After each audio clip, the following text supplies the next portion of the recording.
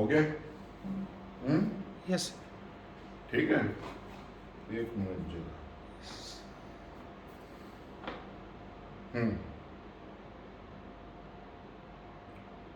मेरे भारतवासियों, नमस्कार। मैं कमांडर सुधीर कुमार अपने YouTube channel Pulse Beat of India, जो देश की धड़कन है, भारत की धड़कन है, उससे मैं एक बार आपके समक्ष प्रस्तुत हो रहा हूं। और आज मैं वो ही बात आपके साथ में फिर से एक बार डिस्कशन करना चाह रहा हूं, क्योंकि आजकल जो हमारे भारत की फाइट है वो कोरोना से चल रही है। ये सभी आपको पता है कि दिन पे दिन जो हमारी तैयारियां हैं वो बढ़ती जा रही हैं। हमारे प्रधानमंत्री जी ने जो पूरे विश्व की जो सेवा करी जब कोरोना का फेज 1 था, वैक्सीन के द्वारा भी, और ऐसी दवाइयां जो उस टाइम सिर्फ इंडिया में थी उनको वहां पर देकर, तो उसका आज ऐसा असर पड़ा है कि पूरी दुनिया मोदी जी के साथ, पूरी दुनिया भारतवर्ष के साथ में खड़ी है। और हमारी इंडियन आर्म फोर्सेस अपने प्लेन से, शिप से वो जगह जगह जाकर, और जितने भी ऑक्सीजन के प्लांट्स हैं, कंसंट्रेटर्स हैं, जो मेडिकल सप्लाईज हैं, जो सारे देश जो भारत को दे रहे हैं, उनको लाकर जहां पर जरूरत की जगह है वहां पर उनको पहुंचाया जा रहा है। तो मैंने कहा था कि आशा की किरण, होप और एक आत्मविश्वास हमारे में होना चाहिए। और हमें पता है कि हम एक तरह से इसकी जकड़ में आए और तैयारी नहीं कर पाए, क्योंकि हमें उम्मीद नहीं थी कि फेज 1 के बाद में फेज 2 की लहर इस तरीके से आएगी। पूरे विश्व में फेज 1 के बाद में जो फेज 2 की लहर आई वो उससे कमजोर थी। तो ये समझा जा रहा था कि हमारे यहाँ पे आई तो हम उसको कंट्रोल कर लेंगे। लेकिन जो फेज 2 की लहर आई उसके द्वारा जो अफरा तफरी मची, और जिस तरीके से जो हमारे देश के खिलाफ, जो हमारे भारतवर्ष के, जो हमें शर्मनाक करते हैं, वो ऐसे लोग हैं जो इस टाइम में ब्लैक मार्केटिंग करते हैं, जो उनकी होर्डिंग करते हैं, उन सामानों को रखते हैं और ज़्यादा पैसों में बेचते हैं।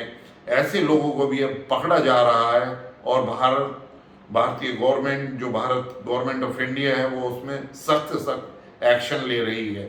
लेकिन मेरा आपका यही सुझाव है कि जितनी भी एडवाइजरी गवर्नमेंट की हैं उन सबको आप फॉलो करें। अब आप देखेंगे कि हमारा जो डिस्ट्रिक्ट एडमिनिस्ट्रेशन, जो हमारा हॉस्पिटल, और जो हमारे इसमें जो कोरोना वॉरियर लगे हुए हैं, अब धीरे धीरे वो सक्षम होते जा रहे हैं। जो हमारी सुविधाएं थी, जो हमारे ऑक्सीजन बनाने की क्षमता थी, और जो उसका एक सप्लाई चेन था, उसको हम अब सुगठित करते जा रहे हैं। और दिन पे दिन हमारी जो लड़ाई है उसमें हम सक्षम होते जा रहे हैं। और मैं फिर एक बार आपको विश्वास दिलाना चाहता हूं कि हमारे प्रधानमंत्री निरंतर इन चीज़ों का अवलोकन कर रहे हैं। और जो ऐसे सर्कमस्टांसेस में जिस तरीके से अपने जो हमारे जितने भी साधन हैं उन साधन का अच्छे से अच्छे प्रयोग करके, और उसमें जल्दी से जल्दी हम इस महामारी के ऊपर काबू पा सकें, सारे प्रयत्नशील है। और मेरा बस आपसे यही सुझाव है कि आप प्रधानमंत्री के पीछे उसी सुदृढ़ से खड़े रहिए, उसी तरीके से उनका साथ दीजिए।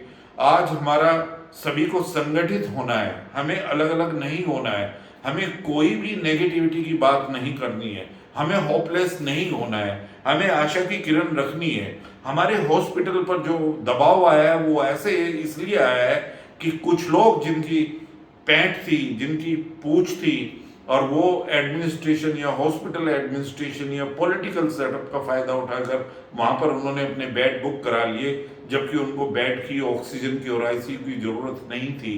तो मैं यही कहना चाहूँगा, धीरे धीरे ये सारी सुविधाएं और सारी व्यवस्थाएं जो है ना वो सुदृढ़ होती जा रही हैं, वो अच्छी तरीके से वो प्रणाली के तहत जो है ना इम्प्रूव होता जा रहा है।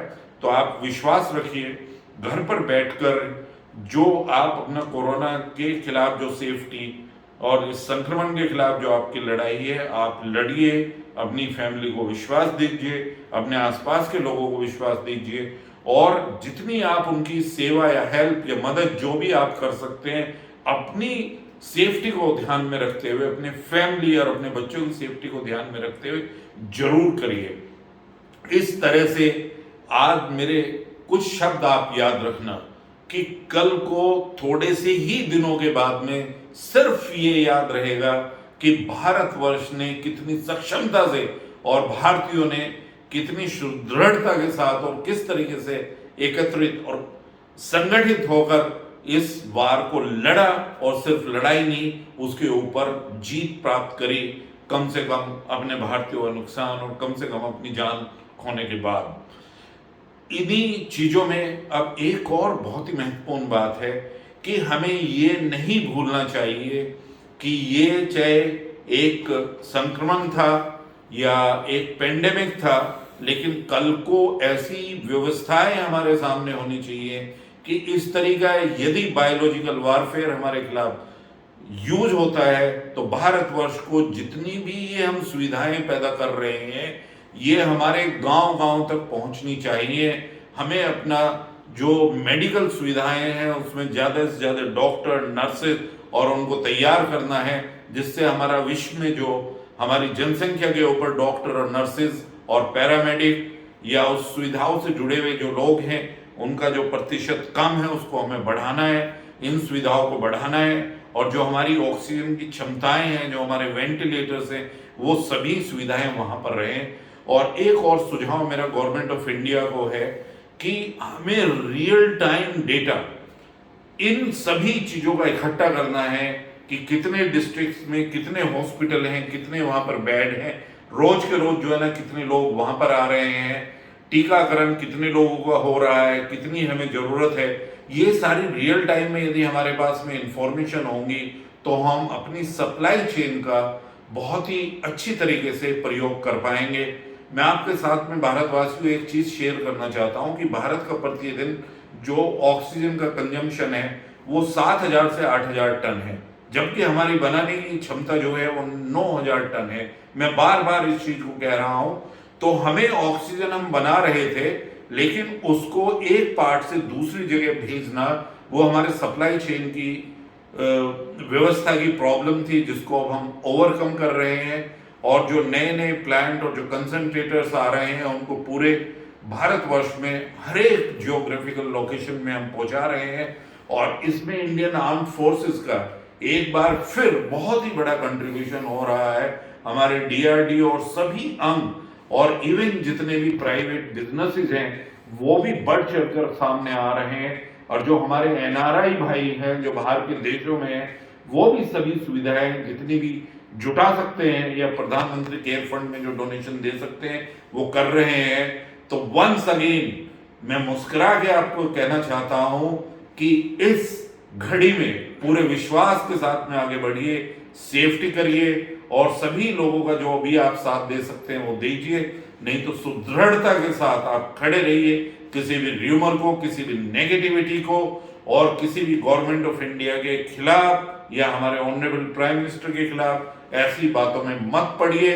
ये भारतवर्ष का संगठित होने का टाइम है, ये हम सबको एकजुटता होने का टाइम है, ये हमें अपनी कलेक्टिव कॉन्शियसनेस की विजय दिखानी है, ये हमें भारत की विजय दिखानी है, ये हमारे भारत के उन चीजों के संस्कार आज हमें दिखाने हैं जो हमारी सबसे पुरानी सभ्यता आज तक जीवित है।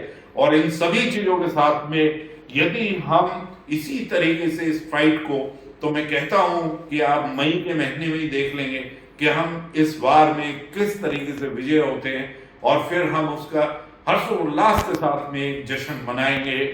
इसी के साथ आप सभी लोगों की स्वस्थता और सेफ्टी की शुभकामनाओं के साथ नमस्कार, जय हिंद।